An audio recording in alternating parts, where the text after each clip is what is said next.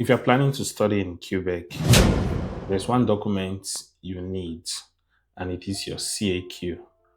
Now, I'm going to show you how you're going to get your CAQ in 2026. So, first of all, save this video, subscribe, follow, and share. So, understand that your CAQ, it's actually needed for you to come to Quebec. So the very first step, or the very first thing I would say is, when you are applying for your CAQ, use Google Chrome, because most of these things will be in French, and if you use Google Chrome, it will automatically translate. That being said, go to Google, search for CAQ application.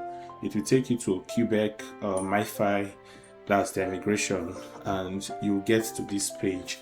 I will also drop the link in the description. So you click application for temporary studies. It's going to take you to this particular interface. Now, one thing you should note that you'll not be able to save until you get to the last parts of the application. So that being said, what you are going to do now is you're going to fill all your information. Please, when you are filling your information, ensure you use the details that are on your international passport. It has to be correct and in the correct order. So your family name will be your surname, your first name will be your given name, the way it's written on your international passport. Then your date of birth, it's stated year, month, day, or you can just click the calendar icon and select the appropriate date of birth. Of course, the next place is your personal information. You're going to select whether you're male or female, your marital status, and very important, they will write these management rules, management requests. The answer is no. The answer is no. This has to do with if you are exempted from CAQ, and most times to meet this exemption, it has its own criteria. So I guess you are an international student and you're applying for CAQ, either for your master's, your whatever level of education you're applying for CAQ. So very important, you must select no. If you select yes, they will process it and they will cancel your application that you are not eligible for the management rules. So you must select no. The next thing is you put your personal information, your place of birth. Please use the one as stated on your international passport. Then you select your country of citizenship, and you just go ahead and you fill your personal details. You now need your admission letter to fill this part. So the level, what level are you going for? Is it master's? Is it undergraduate? So postgraduate, master's degree. Then is it an exchange program? An exchange program is a program whereby, let's say, two participating universities, they will exchange students just to gain experience. But if it's not, you click no.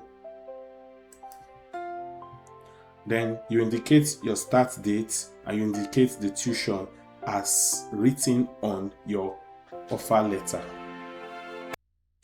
So you've put in you check the drop down list and you select the name of the university. So let's select. Now it's going to ask you, what do you need it for? So you're going to select Canadian visa office abroad. So you select the one closest to you, you select your city. So for Nigeria, you can select Lagos, or if your city is not on this list, you click list of suggested Canadian visa office given your current place of residence. From there, you can now check and select. So this one, they will use your address that you have, the address that you placed So they will use it to suggest, so you cannot click that particular one. So next thing will now be your financial information.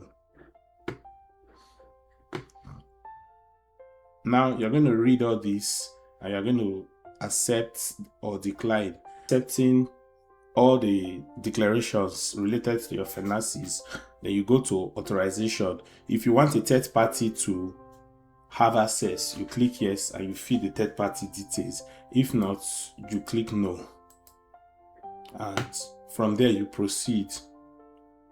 Then they will ask you, did anyone assist you in completing this application? You click no. Then it's gonna bring out a summary. Then the next is your user code. So if peradventure you quit before this process, everything you've done is lost. So just ensure you have a stable internet when you're doing this. So now you choose your user code, you confirm it, you write 2 security questions and answers, then you create your user code. So let's proceed. After you have chosen your user code, your password, and your 2 security questions, you can save those things so that you don't forget. Then it will take you to this page. You click submit application. So when you save the application, it's going to give you a file number. Okay, so you click on next. All right, and it's going to bring all your details. So with this, you have successfully created your your CAQ application.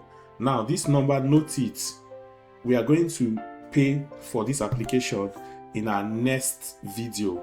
I'm going to show you how to pay for this application on Arrima portal with using this file, that number that it gave to you.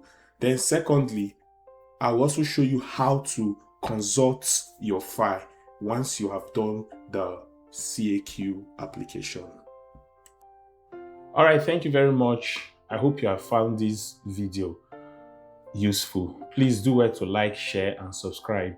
Then you can get how to pay for your CAQ by checking the video up here, and when you have paid, how to upload your documents and how to consult your file. So that will be it. I'll see you in the next video.